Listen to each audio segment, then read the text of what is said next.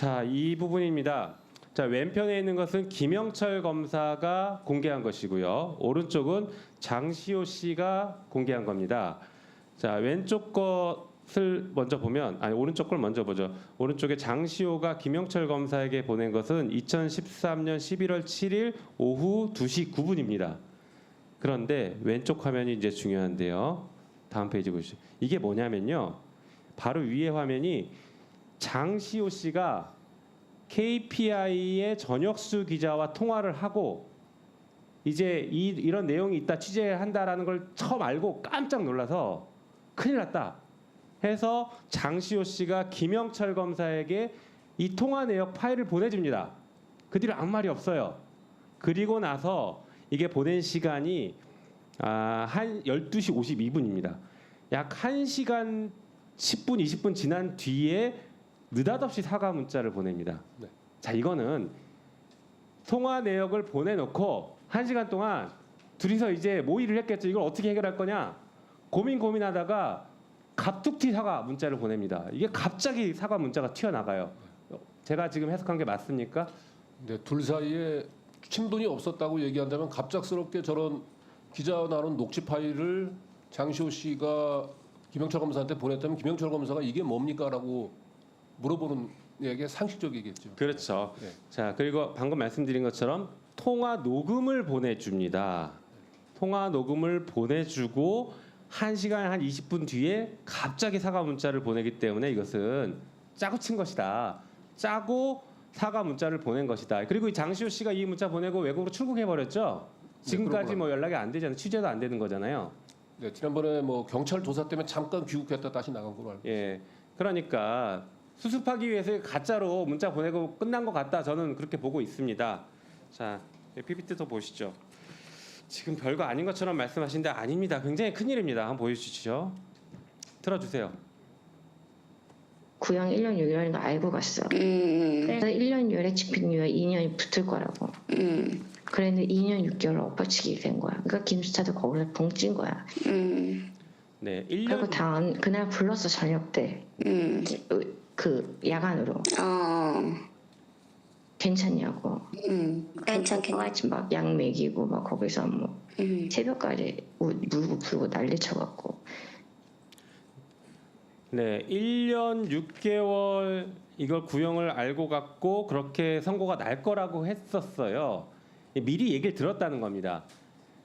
이게 지금 과장이냐 아니냐를 보기 위해서 다음 한번 화면을 보실까요? 장시호 씨는 실제 나가는 줄 알고 있었습니다. 보여주시죠.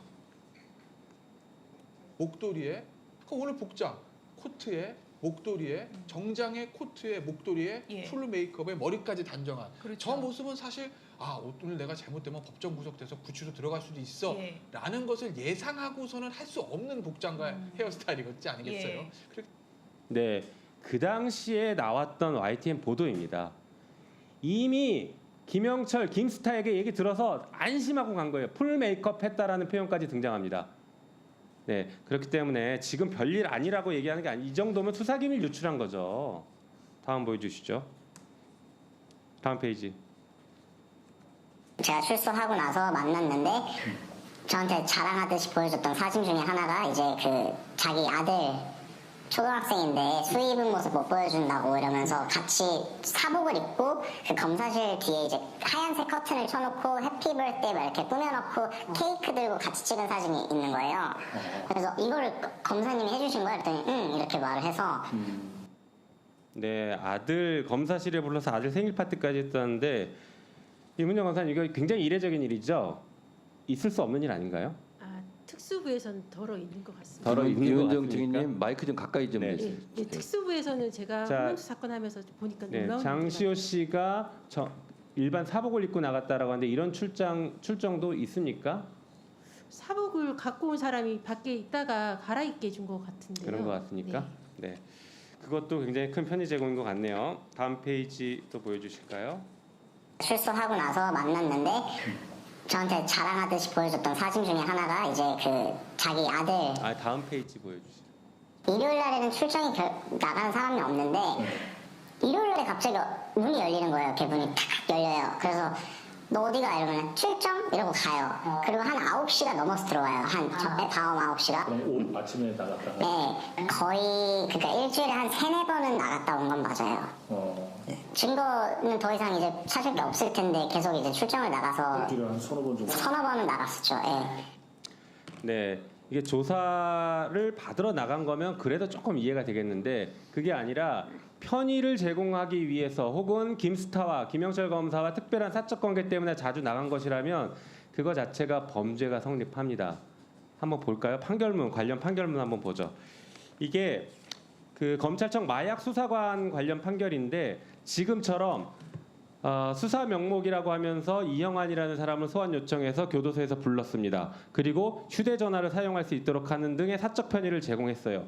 이런 행위를 한 마약 수사관이 그러니까 구치소장과 교도관에게 의무 없는 일을 했다라고 해서 직권남용죄가 성립됐고 이분은 뇌물죄가 일부 있긴 있지만 징역 7년을 선고받습니다. 굉장히 중하게 처벌받아요.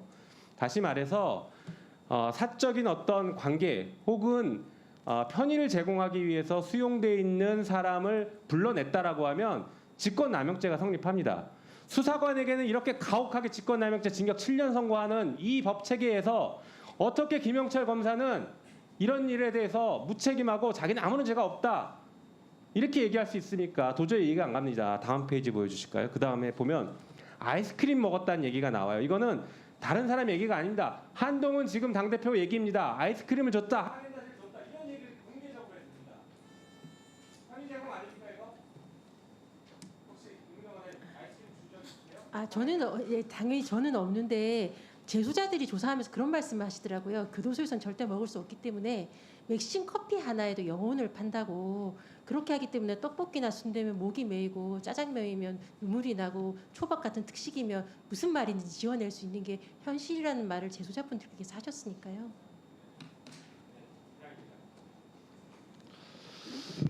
네, 제가 또 서울구치소 유경험자이기 때문에 말씀을 드리면 이제 이런 경우가 있습니다. 저도 조사를 받고 했었는데 당시 기억을 더듬어 보면 긴장을 풀라는 차원에서 그 당시에는 검찰 청사 안에 재떨이도 있고 그랬습니다. 그래서 담배 하나 주면서 잠깐 심호흡 한번 해라. 그래서 담배 한 대 주면서 진술을 받아내기 위해서 이렇게 진정을 시키기 위해서 이제 그런 경우도 좀 있고 그리고 구치소에서는 커피를 못 마시지 않습니까? 그래서 커피 한 잔 마시면서 좀 숨 돌리고 조사에 응해라. 이제 이런 경우는 뭐 조사하면서 저는 정상이라고 저는 생각하거든요. 뭐 그리고 이렇게 진정시키고 긴장하고 막 그러거든요. 이 조사자들이 검찰청에 가면 그런 경우는 이문정 검사님 종종 있지 않았겠어요?